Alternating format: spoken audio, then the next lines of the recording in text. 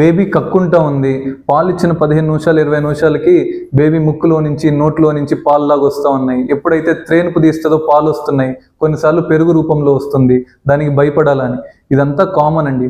Babies feeding తీసుకునేటప్పుడు ఫీడింగ్తో పాటు చాలా గాలి తీసుకుంటారు, గాలి లోపలికి వెళ్ళిపోతుంది, పొట్టంతా గాలితో నిండి పొట్ట ఉబ్బరంలాగా వచ్చేసి ఆ గాలి ఏదైతే పాలు ఉంటుందో అది వెనక్కి తంతా ఉంటుంది అనమాట, వెనక్కి వస్తూ ఉంటాయి. సో ఇదొక రీజన్. ఇంకోటి, ఎప్పుడైతే మనం ఫుడ్ తింటాం అనుకోండి, ఇక్కడ లోవర్ ఈసోఫేజియల్ స్పింక్టర్ అని ఉంటుంది, అది బిగుసుకుపోతుంది అనమాట, మూసేస్తుంది, ఫుడ్ వెనక్కి రాదు. కానీ బేబీస్లో ఈ లోవర్ ఈసోఫేజియల్ స్పింక్టర్ అనేది ఇమ్మెచ్యూర్గా ఉంటుంది. మెచ్యూరిటీ లేకపోవటం వల్ల ఏదైతే పాలు తీసుకుంటారో వెనక్కి వచ్చేస్తూ ఉంటాయి అనమాట. సో దానికి మనం భయపడాల్సిన అవసరం లేదు. సో దానికి మనం ఏం చేయాలి, బేబీస్కి ఎప్పుడైతే పాలు ఇచ్చిన తర్వాత నీట్గా 15 to 20 minutes బేబీని మీద వేసుకోను లేకపోతే కూర్చోబెట్టుకొని బాగా బర్పింగ్ చేయండి. ట్రైన్ వచ్చేదాకా అట్లీస్ట్ 1 పావు గంట 20 నిమిషాలు బాగా బర్పింగ్ చేస్తే ఈ కంప్లైంట్ అనేది కొంచెం తగ్గుతుంది.